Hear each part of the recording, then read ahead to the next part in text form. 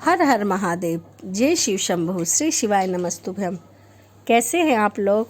आशा करती हूँ कि भगवान भोलेनाथ की कृपा आप सभी पर बनी रहे, आप सभी स्वस्थ हो और अच्छे हो। इसी के साथ आज हम सुनेंगे कि भोलेनाथ पे ऐसा क्या चढ़ाएं कि भोलेनाथ खुश हो जाएं। तो आइए जानते हैं कि हमें भोलेनाथ पे ऐसा क्या समर्पित करना चाहिए जिससे भगवान भोले खुश हो जाएं। जल तो सभी चढ़ाते हैं, परंतु जल चढ़ाने का क्या विधान है वो मैं आपको बताती हूँ। शिव पर चढ़ाने का महत्व भी समुद्र मंथन की कथा से जुड़ा है। अग्नि के समान विष पीने के बाद भगवान जो शिव थे वो उनका शरीर एकदम नीला पड़ गया था।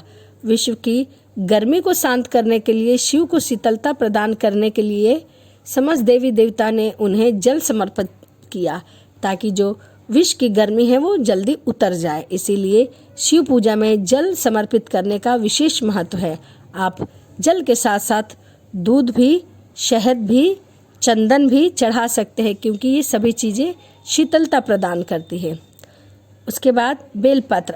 अब हम बात करेंगे बेलपत्र। बेलपत्र में 3 पत्तियां होती हैं जो 3 नेत्र का प्रतीक है। कहते हैं बिल्लभ पत्र, अतः 3 पत्तियों वाला बेलपत्र में भगवान शिव जी को अत्यंत प्रिय हैं।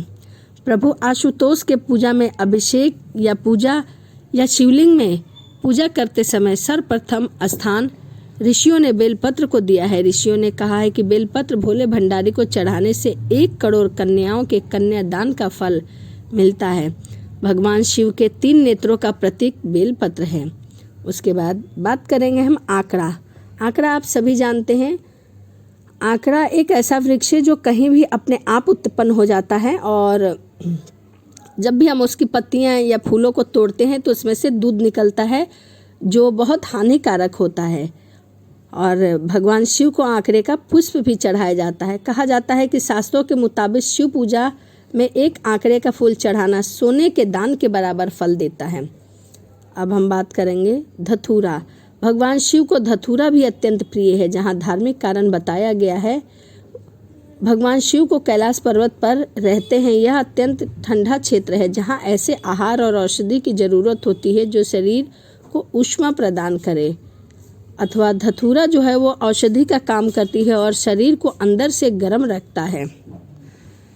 जबकि भागवत पुराण में बताया गया है कि इस पुराण के अनुसार शिव जी ने जब सागर मंथन से निकाले हलाहल विष को पी लिया था तब वह व्याकुल हो गए थे। तब अश्विनी कुमारों ने भांग, धतूरा, बेल और औषधि से शिव जी को व्याकुलता दूर की। उस समय से ही धतूरा और भांग भगवान शिव का प्रिय है। शिवलिंग पर केवल धतूरा ही नहीं चढ़ाया जाता बल्कि अपने मन और विचारों की करवाहट भी अर्पित करनी चाहिए और सच्चे मन से भगवान भोलेनाथ की पूजा करनी चाहिए।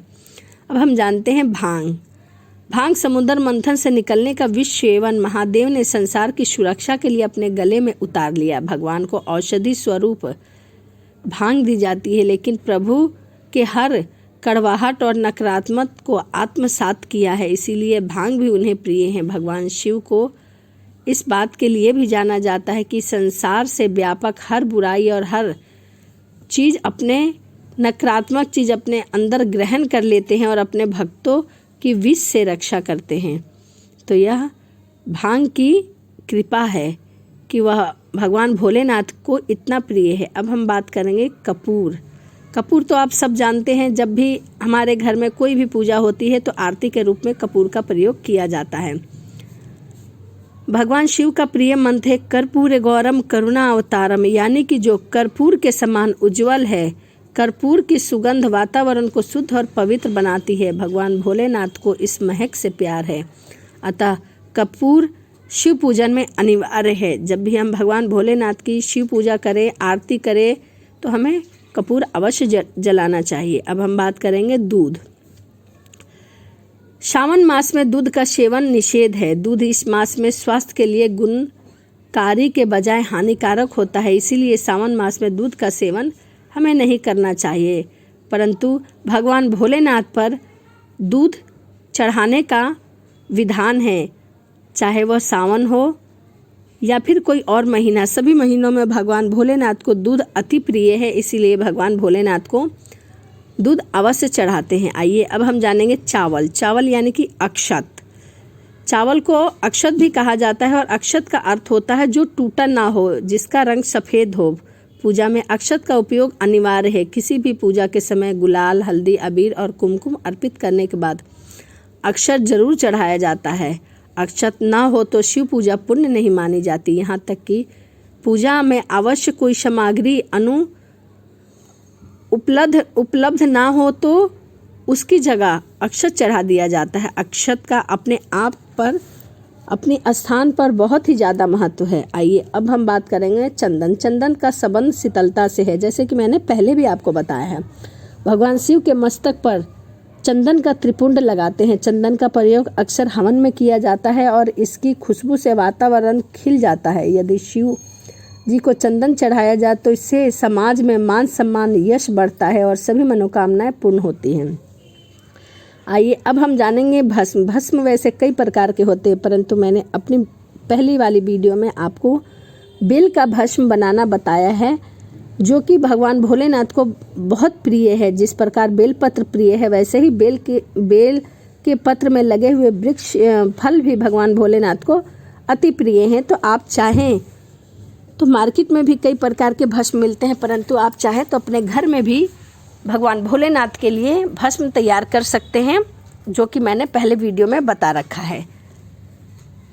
भस्म का अर्थ है पवित्रता से छिपा हुआ। यह पवित्र जिसे भगवान शिव ने एक मृत व्यक्ति की जली हुई चिता से खोजा था, जिसे अपने तन पर लगाकर वे उस पवित्रता का सम्मान देते हैं। कहते हैं शरीर पर लगा हुआ भस्म लगाकर भगवान शिव खुद को मृत आत्मा से जोड़ते हैं। उनके अनुसार मरने के बाद मृत व्यक्ति को जलाने के पश्चात बची हुई राख से वह अपने पूरे शरीर पर भस्म लगाते हैं। उससे दुख सुख, ना कोई बुराई, ना उनकी कोई अच्छाई बचती है। इसीलिए वह राख पवित्र है, उसमें किसी प्रकार का गुण अवगुण नहीं होता। ऐसी राख को भगवान शिव अपने तन पर लगाकर उस राख को सम्मानित करते हैं।